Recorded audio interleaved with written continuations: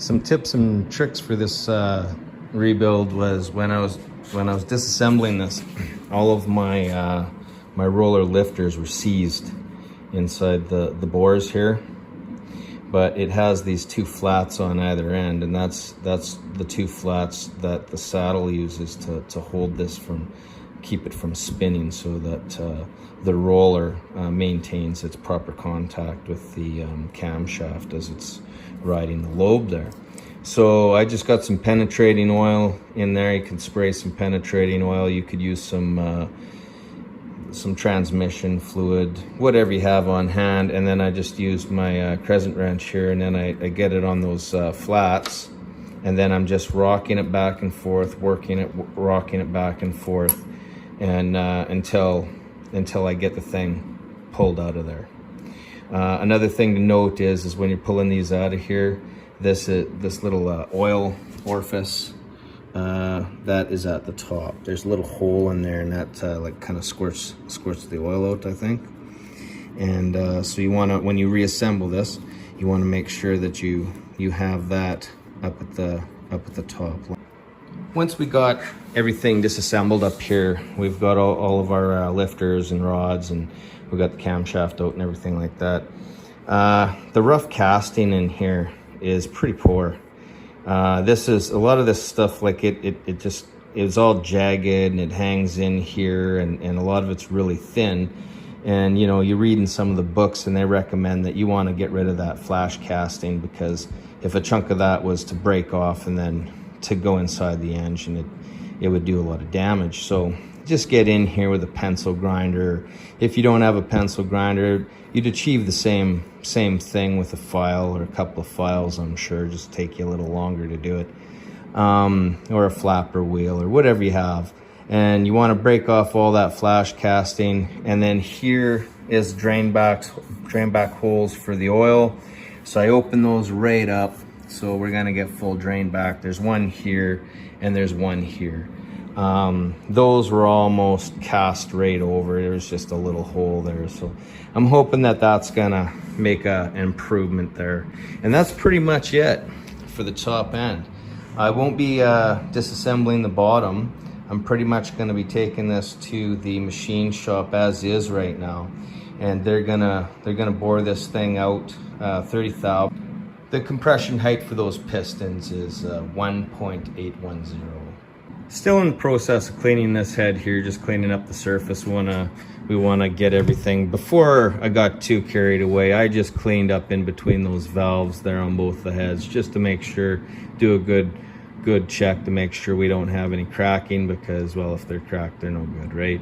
So once we're happy that we don't have any cracking issue, the head is still good to be rebuilt and used, then I'm gonna go ahead and I'm gonna finish cleaning it all up.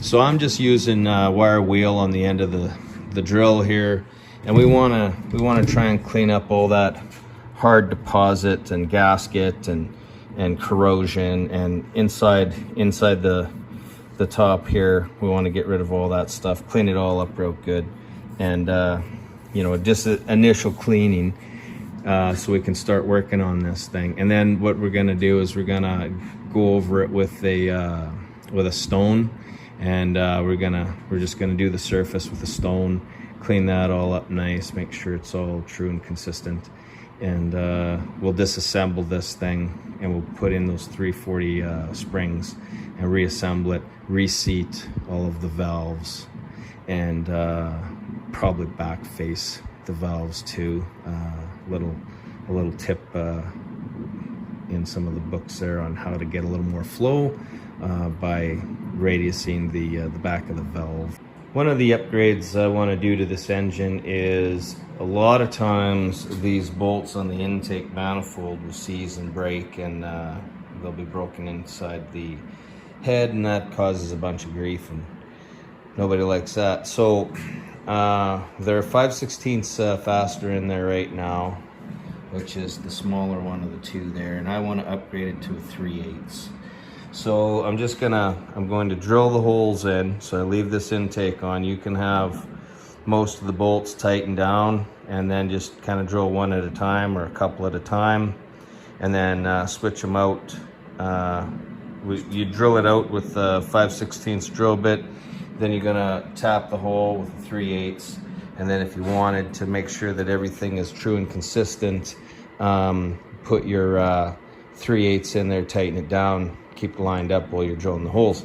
Now I just get these in here. Now what I did was, in my case, I started the hole with the drill bit, or drill it all the way through if I could get at it, if it fit in here. But in here it's too close. It gets to be too close to the intake manifold. So I had to take the intake manifold off, and then I just tried to keep the drill bit straight and drill those holes in on the head with the intake manifold removed. Once I drilled all the holes out, then I use a 3/8 tap and tap the holes, and then now we can use a 3/8 bolt. Here it is with that intake manifold removed, and here's the holes that we drilled out and we re-tapped it. And as long as you could get in there with the drill bit and you know, just be patient, and the drill will probably find itself true through the hole, as long as you're patient when you're starting the hole and drilling it down. And so we drilled out all those holes and we tapped everything up to a 3/8. Also too, the 3/8 is the same size that is used for the LA engine, for the intake manifold there. And that's going to be our next project, is we're going to fit the old LA engine intake manifold on top of the Magnum, and then we're going to drill those holes into the head so that it will accept that manifold. In our example over here, we're dealing with an intake manifold. The head of the bolt is up here. You've got this long space of the intake manifold, and then it threads in, is fastened down here into the head.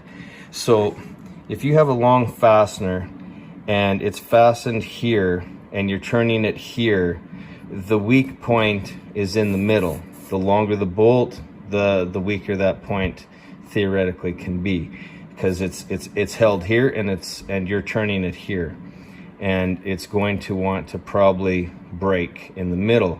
So when you're using a small bolt and a long bolt, you increase the chances of this breaking. This stays where it is. It doesn't. You can't transfer that torque down to here to break it free. So what I'm doing to improve this situation is I'm just going to upgrade the bolt and make it larger, right? An example that I'm talking about is the water pump that's bolted into here. When you put your water pump on here, you've got some long bolts. They're going through the water pump, they're going through here, and then they're threading into the block.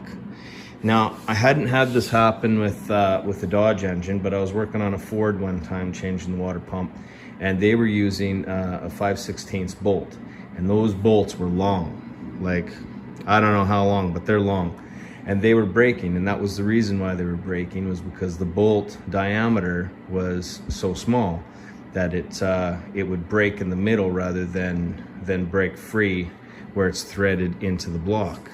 So there would be another example of where you could drill those holes out and increase the size to a 3/8. That's not going to be an issue because you're going to have space. Likely this is a 3/8 or larger hole. So if you can do something like that, I would highly suggest it, because it will improve the situation. We're getting ready to drill the holes to put this LA intake manifold onto the Magnum engine. So what I did was I just put one of the LA gaskets up here just to see how it would line up. I'm pretty much more concerned with lining up the center here and the intake passages, and that's what I'm using to line this up. And they're pretty close to our other holes. There's just the angle is different. We'll be using the Magnum gasket when we assemble it, and that's still on there right now.